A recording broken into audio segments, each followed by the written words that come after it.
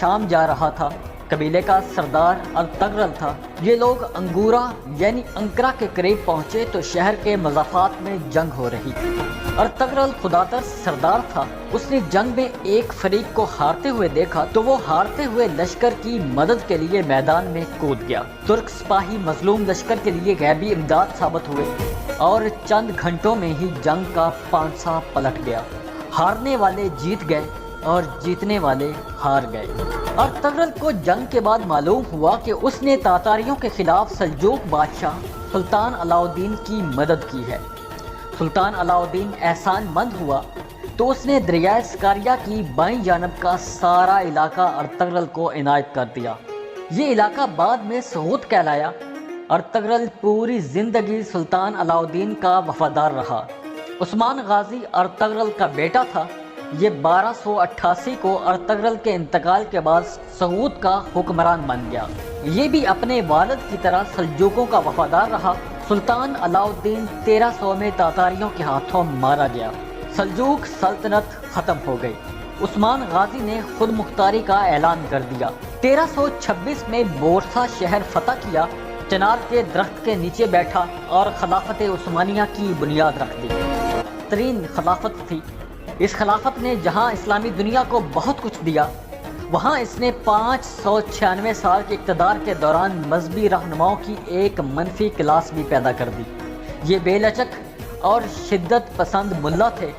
یہ ترقی، تبدیلی اور سائنس کو گناہ سمجھتے تھے۔ یہ لوگ آہستہ آہستہ خلافت میں جڑیں پکڑ گئے اور پھر ایک وقت ایسا آیا کہ جب پوری سلطنت ان علماء کے رحم و کرم پر چلی گئی۔ یہ لوگ کیوں پیدا ہوئے؟ اس کی واحد وجہ ترک سلطانوں کی مذہب پسندی تھی۔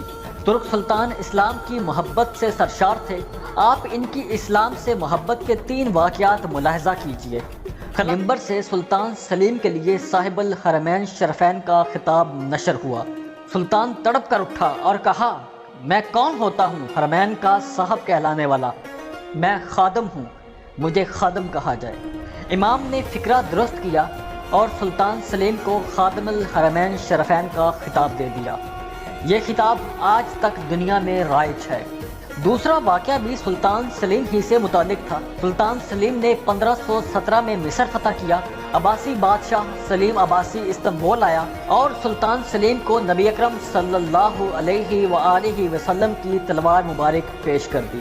ترک سلطنت کو قائم ہوئے 191 سال ہو چکے تھے، لیکن ترک سلطان غازی کہلاتے تھے۔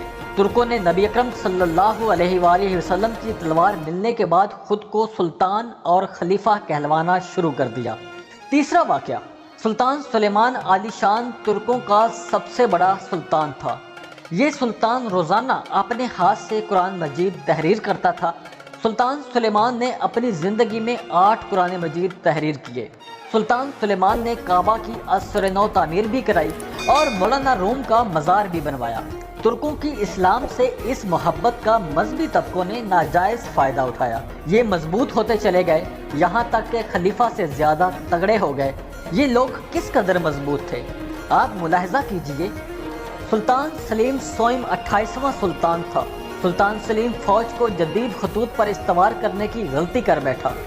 پرانی فوج نے علماء کرام کے ساتھ اتحاد بنایا اور سلطان سلیم سوئم کو قتل کر دیا۔ سلطان محمود دوم ترکی کا 30واں سلطان تھا۔ سلطان نے ترکی میں جدید طب اور سرجری کی بنیاد رکھی اور مقامی سرجنوں کی تربیت کے لیے یورپ سے سرجن اور ڈاکٹرز منگوائے۔ علماء کرام اس توہین پر پھر بفر گئے اور سرجری کو غیر اسلامی قرار دے دیا۔ چیچک کی ویکسین ایجاد ہوئی۔ 1860 سے 1870 میں جب انگریز ہندوستان کو تاج برطانیہ کا باقاعدہ حصہ بنا رہے تھے، ترک علماء کرام عین اس وقت لغت سے حریت، وطن، آئین اور جمہوریت جیسے الفاظ نکلوانے کے لیے سلطان پر دباؤ ڈال رہے تھے، اور سلطان نے یہ الفاظ لغت سے خارج بھی کرائے جب یہ حضرات ایک دوسرے کو کافر کافر کہہ رہے تھے۔ مسجدوں کے اندر لڑائی ہوتی تھی اور ایک مکتبہ فکر کے طالب علم دوسرے مکتبہ فکر کے طالب علم سے ہاتھ تک نہیں ملاتے تھے۔